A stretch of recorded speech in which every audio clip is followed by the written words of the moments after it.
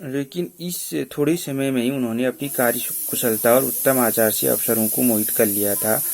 अफसर उन पर बहुत विश्वास करने लगे। नमक के दफ्तर से 1 मील पूर्व की ओर जमुना बहती थी। उस पर नावों का एक पुल बना हुआ था। दरोगा जी किवाड़ बंद किए मीठी नींद से सो रहे थे। अचानक आंख खुली तो नदी के प्रवाह की जगह गाड़ियों की गड़गड़ाहट, मल्लाह का कोलाहल सुनाई दिया। उठ बैठे। इतनी रात गए गाड़ियां क्यों नदी के पार जाती हैं? अवश्य कुछ न कुछ गोलमाल है। तर्क ने भ्रम को पुष्ट किया। अब यहाँ पे तर्क ने भ्रम को पुष्ट किया मतलब वह देखने के लिए गए कि आखिर हो क्या रहा है। वर्दी पहनी, तमंचा जेब में रखा और बात में घोड़ा बढ़ाए हुए पुल पर आ पहुंचे। गाड़ियों की एक लंबी कतार पुल के पार जाती दिखी। डांट कर पूछा किसकी गाड़ियां हैं। डांट कर पूछा कि किसकी गाड़ियां हैं। थोड़ी देर तक सन्नाटा रहा। आदमियों में कुछ कानाफूसी हुई। तब आगे वाले ने कहा, पंडित अलोपीदीन की। कौन पंडित अलोपीदीन? दातागंज के मुंशी बंशीधर चौके। पंडित अलोपीदीन इस इलाके के सबसे प्रतिष्ठित जमींदार थे। लाखों रुपयों का लेन देन करते थे। इधर छोटे से बड़े कौन ऐसे थे जो उनके ऋणी न हो। व्यापार भी लंबा चौड़ा था।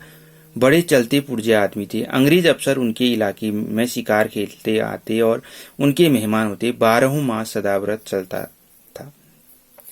मुंशी जी ने पूछा, गाड़ियां कहाँ जाएंगी? उत्तर मिला, कानपुर। लेकिन इस प्रश्न पर कि इनमें क्या है, सन्नाटा छा गया। दरोगा साहब का संदेह और भी बढ़ गया। कहीं न कहीं उनका संदेह बढ़ गया।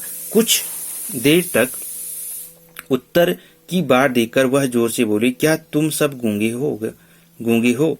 हम पूछते हैं इनमें क्या लदा है? जब इस बार भी कोई उत्तर न मिला तो उन्होंने घोड़ी को एक गाड़ी से मिलाकर बोरे को टटोला। भ्रम दूर हो गया। यह नमक के ढेले थे, नमक के बोरे थे बड़े बड़े। पंडित अलोपीदीन अपने सजीले रथ पर सवार कुछ सोते कुछ जागते चले आते थे। अचानक कई गाड़ी वालों ने घबराए हुए आकर जगाया और बोले, महाराज, दरोगा ने गाड़ियां रोक दी हैं और घाट पर खड़े आपको बुलाते हैं। पंडित अलोपीदीन लक्ष्मी पर अखंड विश्वास था, मतलब पैसे पर, धन पर।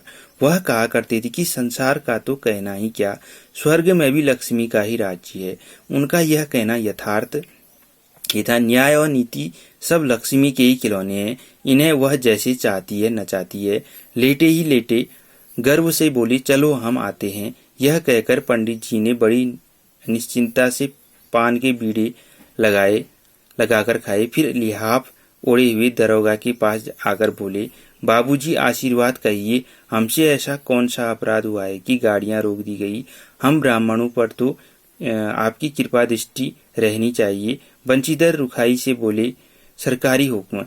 पंडित अलोपीदीन ने हंसकर कहा, हम सरकारी हुक्म को नहीं जानते और न सरकार को। हमारी सरकार तो आप ही हैं। हमारा और आपका तो घर का मामला है। हम कभी आपसे बाहर हो सकते हैं। आपने व्यर्थ का कष्ट उठाया। यह तो नहीं हो सकता कि इधर से जाएं और इस घाट के देवता को भेंट न चढ़ावें। मैं तो आपकी सेवा में स्वयं ही आ रहा था। बंशीधर पर ऐश्वर्य की मोहनी बंशी बजाकर मुंशी का कुछ प्रभाव न पड़ा। ईमानदार की नई उमंग थी। कड़क कर बोले, हम उन नमक हरामों में नहीं है जो कौड़ियों पर अपना ईमान बेचते फिरते हैं। आप इस समय हिरासत में हैं। आपका कायदे के अनुसार चालान होगा।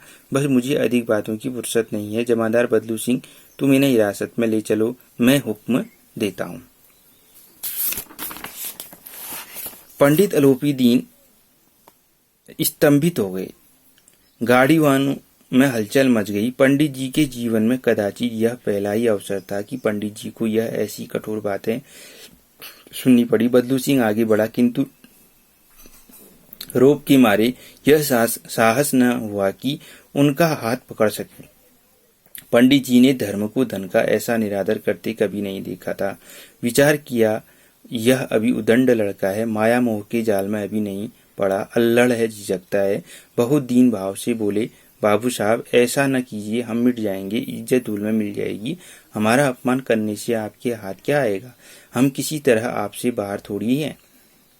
बंशीधर ने कठोर स्वर में कहा, हम ऐसी बातें नहीं सुनना चाहते। अलोपीदीन ने जिस सहारे को चट्टान समझ रखा था वह पैरों के नीचे से खिसकता हुआ मालूम हुआ। स्वाभिमान और धन ऐश्वर्य को कड़ी चोट लगी, किंतु अभी तक धन की सांख्यिक शक्ति का पूरा भरोसा था। अपने मुख्तार से बोले, लाला जी 1000 के नोट बाबू साहब को भेंट करो, आप इस समय भूखे से हो रहे हैं। बंशीधर ने गर्म होकर कहा, 1000 नहीं 1 लाख भी मुझे सच्चे मार्ग से हटा नहीं सकता। धर्म की इस बुद्धिहीन दृढ़ता और देव दुर्लभ त्याग पर मन बहुत झुंझलाया। अब दोनों शक्तियों में संग्राम होने लगा। धन ने उछल उछल कर आक्रमण करने शुरू किए। 1 से 5, 5 से 10, 10 से 15 और 15 से 20,000 तक नौबत पहुंची, किंतु अलौकिक वीरता के साथ इस बहुसंख्यक सेना के सम्मुख अकेला पर्वत की भांति अटल अविचलित खड़ा था। अलोपीदीन निराश होकर बोले, अब इससे अधिक मेरा साहस नहीं, आगे आपको अधिकार है। बंशीधर ने अपने जमादार को ललकारा।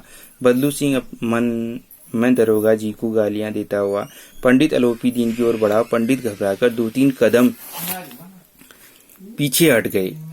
अत्यंत दीनता से बोले, बाबू साहब ईश्वर के लिए मुझ पर दया कीजिए, मैं 25,000 पर निपटारा करने को तैयार हूँ। असंभव बात है, 30,000 पर किसी तरह भी संभव नहीं। क्या 40,000 पर भी नहीं? 40,000 नहीं 40 लाख पर भी असंभव है। बदलू सिंह, इस आदमी को अभी हिरासत में ले लो, अब मैं एक शब्द नहीं सुनना चाहता।